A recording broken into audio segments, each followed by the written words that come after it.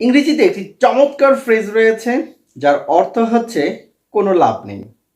যেমন তোমার সাথে কথা বলে কোনো লাভ নেই, তোমার পড়াশোনা করে কোনো লাভ নেই, ঢাকায় গিয়ে কোনো লাভ নেই, তোমার ব্যায়াম করে কোনো লাভ নেই, তোমার খেলাধুলা করে কোনো লাভ নেই।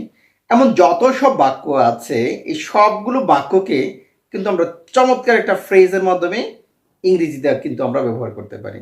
আর এই ফ্রেজটি হচ্ছে ইট ইজ নো ইউজ অথবা it is no good. It is no use অথবা it is no good.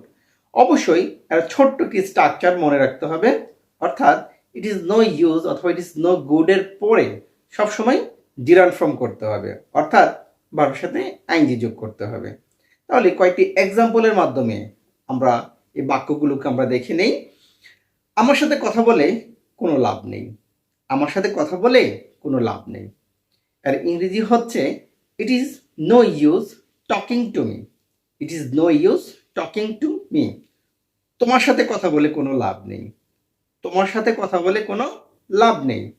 It is no use talking to you. It is no use talking to you.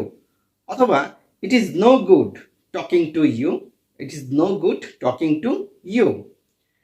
তুমি ব্যায়াম করে কোনো লাভ নেই। তুমি ব্যায়াম করে কোনো লাভ নেই। It is no use taking physical exercise. It is no use taking physical exercise. তুমি ঢাকায় গিয়ে কোনো লাভ নেই।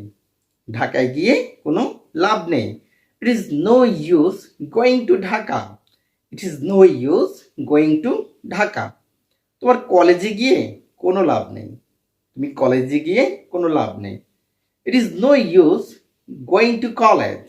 It is no use going to college.